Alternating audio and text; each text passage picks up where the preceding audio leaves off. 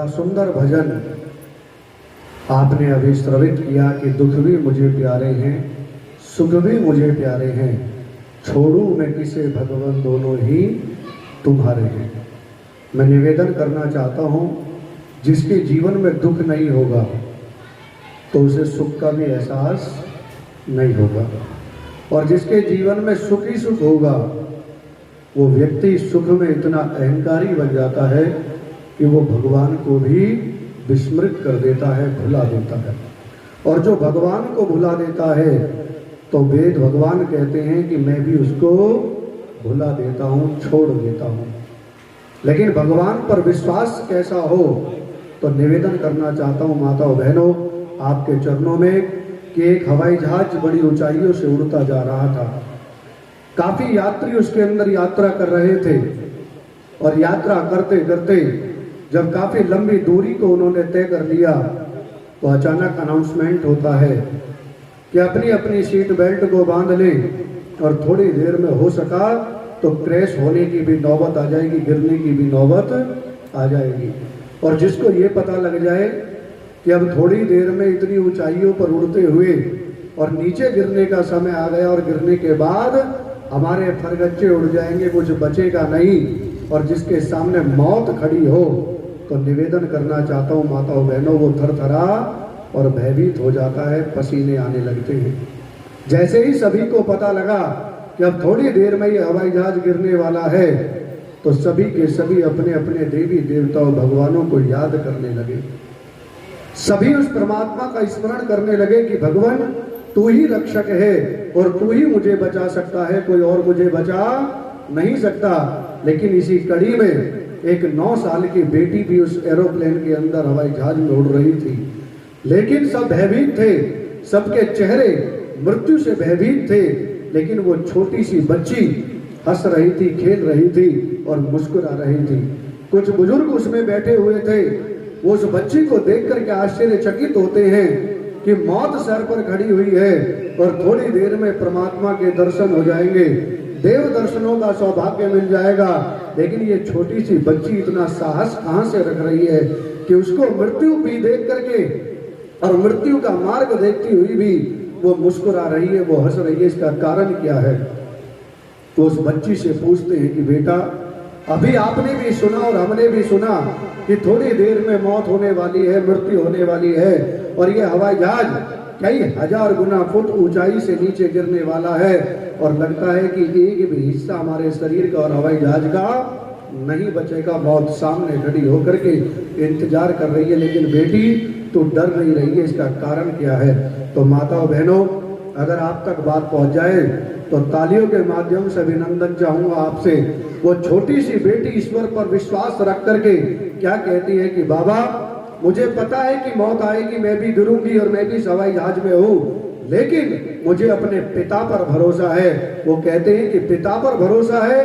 वो बेटी कहती है कि हाँ, जिस हवाई जहाज में आप बैठे हो और जो इस हवाई जहाज को उड़ा रहा है वो पायलट मेरा पिता है, और मेरे पिता को पता है, उस पायलट को पता है, उड़ाने वाले को पता है कि इसमें तेरी 9 साल की बेटी है। और मैं अपने पिता पर भरोसा करती हूँ कि चाहे कितनी बड़ी मौत से भयावह स्थिति आ जाए, लेकिन मेरा पिता कभी मुझे मृत्यु का ग्रास नहीं बनने देगा। ये विश्वास हमारे जीवन को उन्नत और सक्षम करता है। और उस बेटी के शब्दों में कहना चाहता हूँ कि प्रभु तू मेरे जहाज का कप्तान है तो मुझे मृत्यु से डर नहीं लगता है। माताओं बहनों ये विश्वास हमारे अंदर होना चाहिए, यह अभिव्यक्ति हमारे अंदर होनी चाहिए। और जिस दिन परमात्मा पर आपका विश्वास होगा, मैं निवेदन करना चाहता हूं कि उससे बड़ा शक्तिशाली, उससे बड़ा महान और आत्मबल युक्त इंसान कोई दूसरा नहीं होगा। एक बुजुर्ग जिसने 80 साल का समय व्यय कर लिया, अचानक हार्ट के ऑपरेशन के लिए डॉक्टरों के पास अस्पताल में जाता है। डॉक्टर उसका ऑपरेशन करते हैं। ऑपरेशन करने के बाद वार्ड में उसको शिफ्ट करते हैं। 8 लाख का बिल कंपाउंडर के हाथ या नर्स के हाथ दे करके कहते हैं कि बाबा को दे दो। बाबा जैसे उस बिल को देखता है, वो बुजुर्ग व्यक्ति उस बिल को देख करके क्या करता है, रोने लगता है। तो वो डॉक्टर बड़े आश्चर्य से पूछता है कि बाबा लगता है कि बिल ज्यादा हो गया है, इसलिए आप रो रहे हो, लाइए मैं इसे कम कर देता हूँ और घटा देता हूँ, 1,00,000 2 लाख की इसमें कमी कर देता हूँ, आप 6 लाख रुपए मुझे दे देना। लेकिन वो बाबा बड़े सुंदर शब्दों में कहता है कि डॉक्टर साहब मुझे डर पैसे से नहीं लग रहा, अगर ये बिल 80 लाख का भी होता, 80 करोड़ का होता तो मैं भरने में सक्षम हूँ, लेकिन मैं तो इसलिए रो रहा हूँ कि जिस परमात्मा ने 80 साल तक मेरे हृदय को, मेरे दिल को संभाल करके रखा, उसने आज तक बिल नहीं भेजा, और तूने 3 घंटे मुझे अपने पास रखा और 8 लाख का बिल दे दिया। अरे उस प्रभु की कितनी बड़ी कृपा है कि वो हमसे कभी कुछ नहीं लेता। हम सूर्य के प्रकाश को लेते हैं लेकिन कभी बिल नहीं आया, और अब तो टीला ग्राम में भी मीटर लगने शुरू हो गए हैं और बिल आना शुरू हो गया। पंखा चलता है तो बिल आता है, लाइट और प्रकाश चाहिए तो बिल का भोग करना पड़ता है, लेकिन परमात्मा जब हवा देता है तो कभी उसका बिल या उसका सामंजस्य हमारे लिए नहीं भेजता। तो माता और बहनों, निवेदन करना चाहता हूँ कि उस परमपिता परमात्मा पर विश्वास जमा करके रखें। वही एक तारणहार है, वही एक ऐसा आधार है जो आपके जीवन को उत्कृष्ट बनाता है, आपके जीवन को कल्याण युक्त करता है। और जिस दिन हमारा परमात्मा से विश्वास खत्म हो जाता है, उस दिन दुख हमें घेर लेते हैं, आपदा विपत्ति हमें घेर लेती है, संकट हमें घेर लेते हैं, और छोटी छोटी कठिनाइयों से अपने जीवन को आहूत हम करने लगते हैं। अगर तीरंदाज बनना चाहते हो तो अपने आप को समर्पण करना सीखो। और कवि के शब्दों में कहना चाहता हूँ कि अंधेरे की काली माँ उजाले से ज्यादा सिखाती है, जो मुश्किलों में हिम्मत नहीं हारते जिंदगी उन पे मुस्कुराती है, हल्की सी खरोचों से डरने वालों को कभी कुछ नहीं मिलता, जो काट कर देते अंगूठा जिंदगी उन्हें तीरंदाज बनाती है, जिंदगी उन्हें तीरंदाज बनाती है।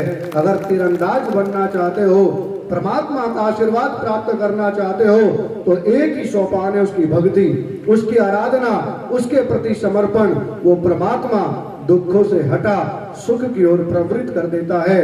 वो परमात्मा आघातों से बचा करके आपके जीवन को प्रभावशाली बना देता है। और जो परमात्मा के पास बैठ करके उसकी भक्ति में अपने आप को, जीवन को तन्मयता के साथ लगाता है, वो व्यक्ति धरा से अर्श से फर्श की ओर और फर्श से अर्श की ओर बढ़ना प्रारंभ कर देता है। तो निवेदन करना चाहता हूँ कि जितना भी वक्त है लगा दो अपने जीवन को उन्नति के लिए, अपने जीवन के उत्कर्ष के लिए, क्योंकि ये वो गंगा है जो हमें बढ़ने का साहस देती है।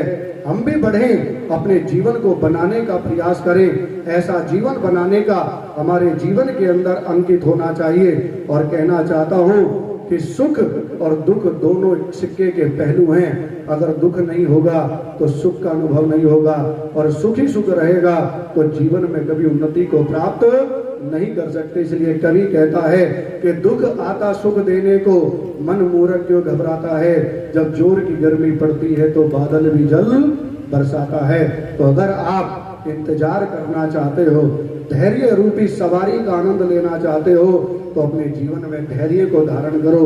वो परमात्मा आपको सुख शांति से आपके जीवन को भर देगा।